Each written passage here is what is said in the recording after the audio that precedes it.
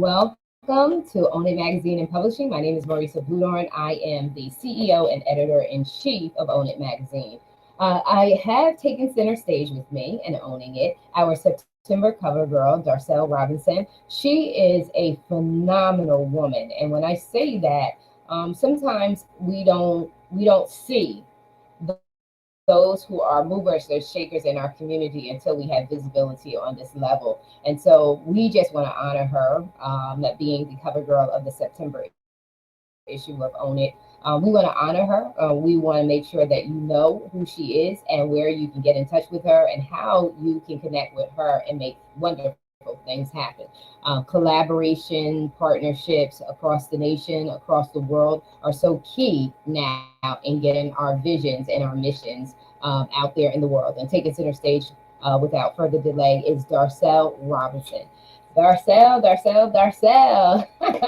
She is Hello. a best-selling author, involved in our communities and really doing the thing. So Darcele, say hello to the people. Hello, everyone. And so share a little bit about yourself. We've interviewed you before. We talked about you and your totality of work. And this morning we want to focus in on community outreach, all the stuff that you do within your community. And just share, how did you get inspired? Some people just live their lives with their families, they do their extracurricular activities, but not so many get involved in extending themselves into the community. Share with our audience what put it in your heart to do it, and what is your mission? I love to help people. I've always did that. And my father passed away in 2015. And my father lived in DeKalb, Mississippi, and he was a farmer. So he had animals, gardens, and he would turn around and give it back to the community.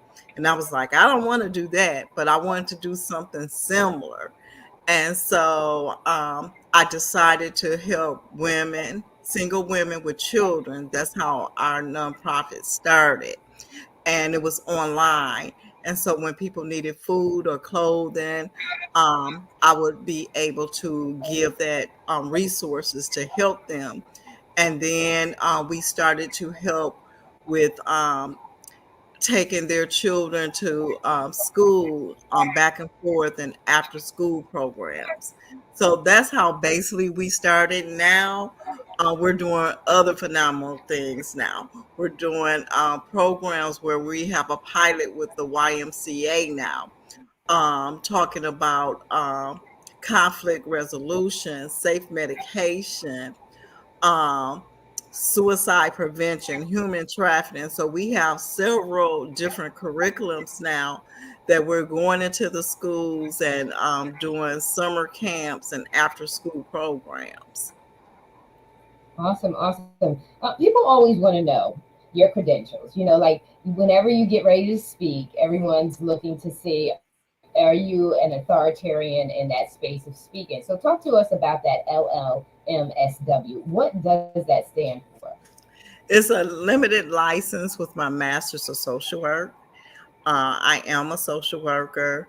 I'm a clinical therapist, and so I seek individuals one on one. I help marriage individuals that has conflict resolutions to resolve their issues. I also accept children that has problems with ADHD, grief loss. So I'm kind of like a to-go person in those different fields. Yeah, that's so important for people to know that you're not just someone who's doing this, that you're qualified, one, through years of experience, um, through credentials and certifications and the licensing requirements. And so you know what you're doing and you know how to make an impact and you know how to measure the results, right? Yes. Yes. So share with the audience. So you have multiple hats. We know that you're in education, so it's important to educate. We can't look for behavioral change if we're not educating the people on how that takes place, how they can take back their life, take control of their life, do the things that are necessary, mind, body, and spirit, to shift things and change their behaviors and habits and habitual traits. That's done, but it has to be done through what? Education and learning. Education. Education.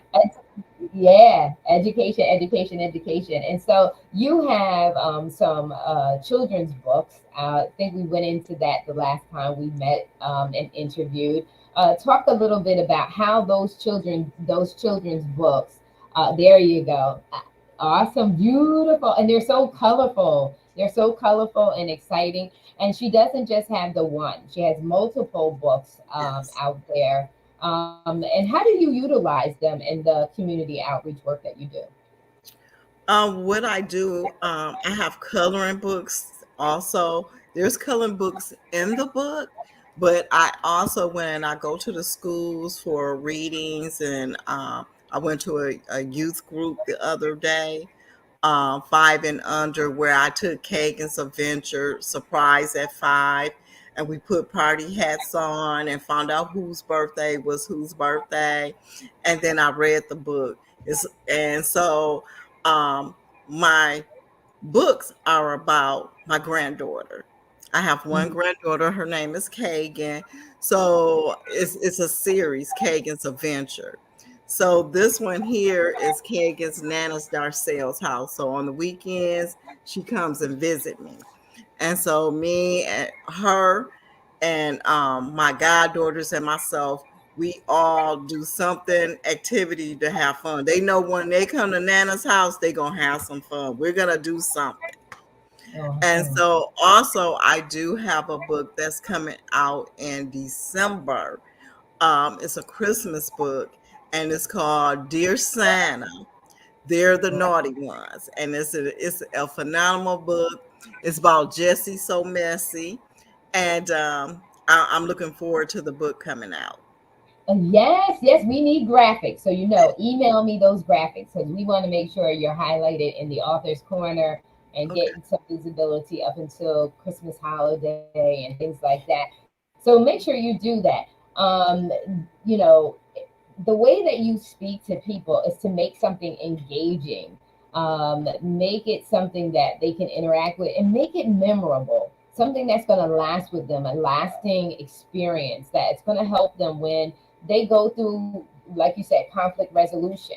They're going to think about that activity that they did, that engagement that they had with you through the books and things like that. And it's going to help them self regulate, right? It's going to help them, it's going to provoke them to think before they act or do. And that's why this is so important to just not write a book. But what do you do with that? Like, what do you do as an author? Do you write the book and let it sit on the shelf or let it sit online waiting to be ordered? How did you get proactive? What made you think to do the book and then create, an ongoing life for the book that makes it stay alive and in the hands of the intended audience? I want you to speak to other authors because there's so many authors that write books, and I know that they have those books. They're part of an anthology. I know you've had this experience as as a part of an anthology. They have these books and they're sitting in their houses. They're not selling them. They're just sitting there. What would you advise them? You've written your books. You've written multiple books because you saw that there was a need. And you're keeping it alive, part of your curriculum, not necessarily always directly part of the curriculum, but as an added activity to entice and level up and make it more exciting, that your curriculum. Talk to the audience as if you were talking to the authors, because I believe we are live in the author's corner this morning as well. Talk to the authors about how important it is to not just write a book, but be strategic and intentional on how you're going to keep that book alive and in the hands of readers. Well, I like to tell the authors basically what I do is just promote. I promote, I have them on all the social medias. I'm in the Zeta Phi Beta. sorority, where I talk to my sorority sisters that's educators in schools, and other programs where I'm letting them know, hey, I have this book about grief. It's a children's book. I would love to come in there. And so they purchase so many books on my behalf. And then I come in with my coloring books to give like a souvenir to the kids and write their name and sign my name. And so it's just promoting. It's all about promoting. Some people don't want to promote and market their books. I have it and I'm gonna own to it, and I'm gonna let it sell itself. And so it's all about who you know and how you know that person to get it out there. And that's what I've been doing. Yeah, it's all about collaborating, right? Yes. Partnerships. Start thinking. Put on your thinking. It's critical thinking, deductive reasoning. You got to start saying, "How do I do this?" Connecting with your local libraries. You did the YMCA, the YWCA, the YWMCA, right? I Go have to. this summer, I Motherly Intercession, which she helps students that parents are incarcerated. And so she said, Darcele, my students are struggling with writing and reading. Do you have a curriculum? I said, yes, I have a curriculum. So I went in there over the summer and I did the program 8 to 12 weeks. And so, YMCA, when they seen it on Channel 5, they contact me. And it's like, hey, we need you. So, it's all about promoting who you know, and to help the students. That's what I want to do. I want to help the students.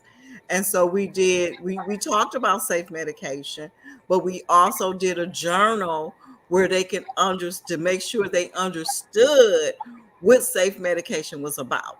So that's how we're profounding and collaborating everything where the kids can't understand the concept of safe medication, human trafficking, grief, loss, because it's happening. And we need to educate our children where they will know what they're feeling. It's Yeah. about how they're feeling. And so we want to help them where they don't go into depression or stress.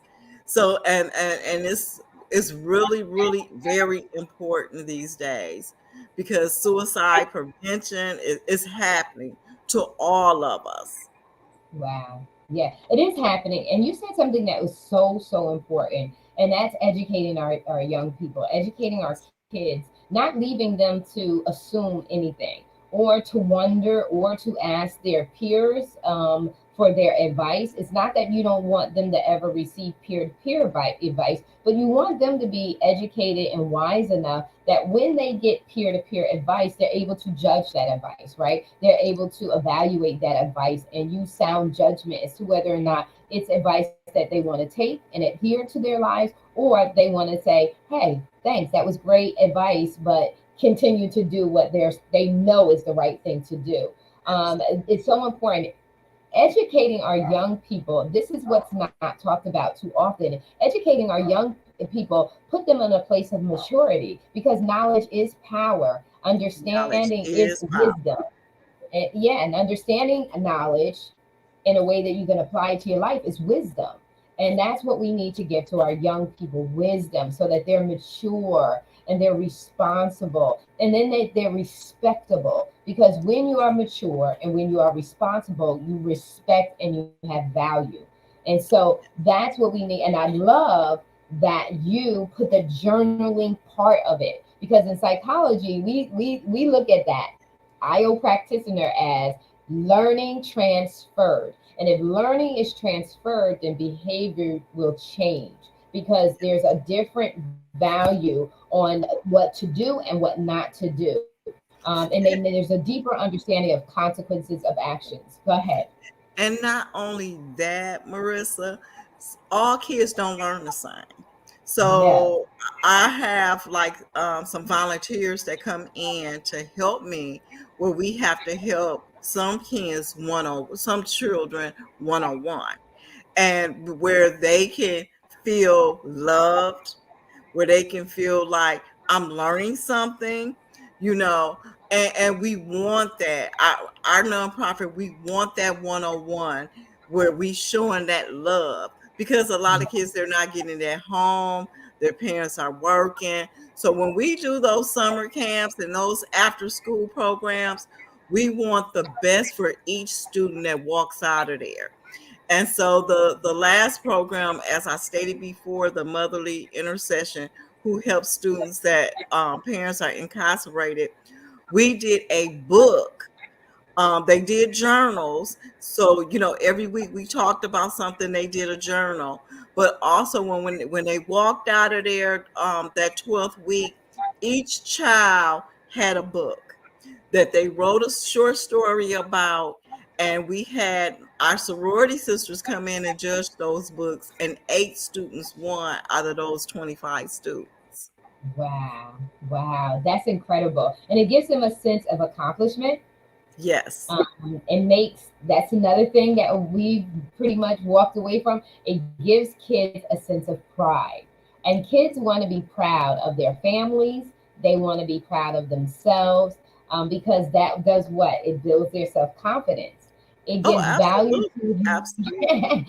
yeah, it gives value to their at the end of that program, those students, they were hugging me, loving on me, where I was getting emotional because, I just love to do what I do. So I wasn't looking at as the engaging part of it, but it was engageable to those students that they loved what I did. I fed them, I loved them, I educated them those 12 weeks. And so it was emotional at the end. I didn't even want to leave. no, no. Who wants to leave what they love to do? That's why I said I won't be retiring. I may shift some things around, but retirement is not in my vocabulary. I don't even know what that means or what it is. But the folks who want to retire, by all means, have never retire either. No, there's not. I may adjust some things because it's going to suit that part of my lifespan, but not retiring.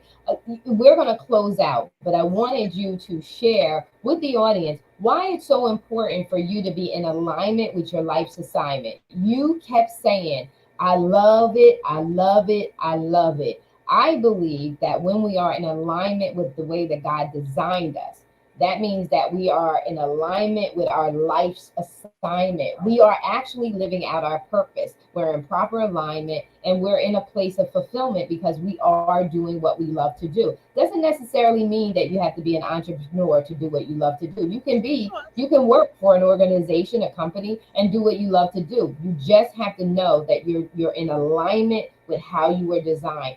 Speak to the audience in regards to why you feel that that's so important based on how you said, I love it, I love it, I love it. It has been my mission. It has always been my mission.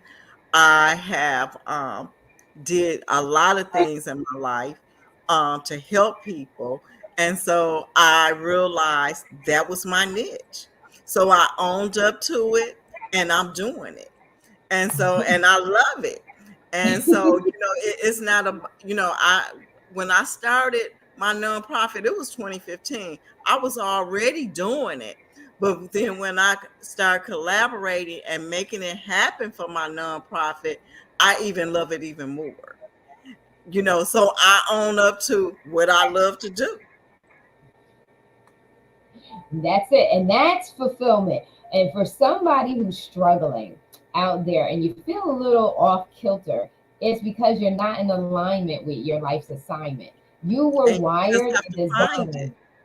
Yeah, you got to find it. And I tell my own children, and all my children are in their early 20s, but I tell them, find your niche. Find your niche where you can make it happen for yourself. Once you find your niche, you're going to take off like a rocket. Mm-hmm. You are. I always say to people, go out and explore and discover, because in your exploration, you are going to discover what makes you tick, what ticks you off, and what you were purposed and designed to do. But if you're sitting still and you're doing the same thing and you don't go out of your comfort zone, you may never find out what you were really meant to do. You got to go out and explore. And then we are going to close after this because you are a world traveler. You'll be going all over the place. And so because we're ending on this note and we've come to that place where we're talking about exploring, share a little bit about you. When did you start going out there and exploring? Did you start early? Did you start later? What made you go out and really begin to get out there and start traveling?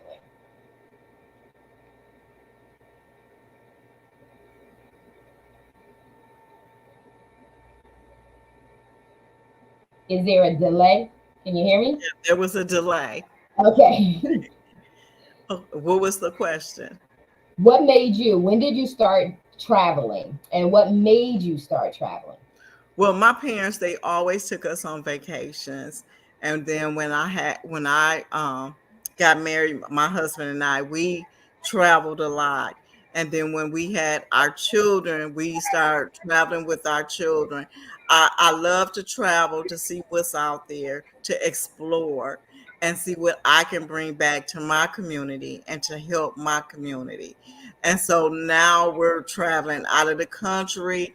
My books are in London, Panama, Hawaii, and so we just love to travel to see what's out there. What is it there to explore where we can bring it back to our community and share and educate and collaborate with the community here in Michigan. Oh, awesome, awesome, awesome. Any closing remarks for our audience? My closing remarks would be share your information, sell your books, authors, market your books, authors, there's a lot of social media now, TikTok, Instagram, all types of platform, podcasts, where you need to get your information out where you can sell. There's no reason why your books are not number one. Nope, no reason why. You got it. And things are so cost effective today if you just use some of your own skill set. So this has been September's CoverGirl, Darcele Robinson. She has been with us.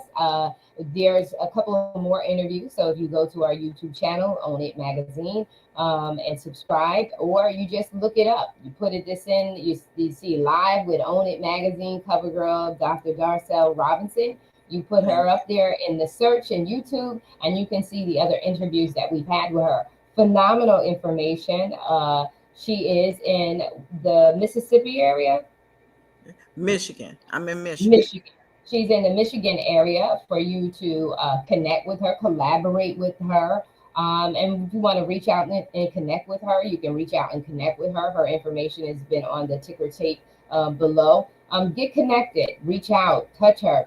If you have any projects that you may have that you see the information that she shared with you that would benefit your community, reach out to her and collaborate with her on those projects as well. And just connect. It's all about connectivity and collaborating and working together. We love you so very much. We pray that this session and this show has blessed you, has given you a wealth of information, a new connection. And until next time, we love you. Take center stage and own it. We're out. Thank you. Let's own it.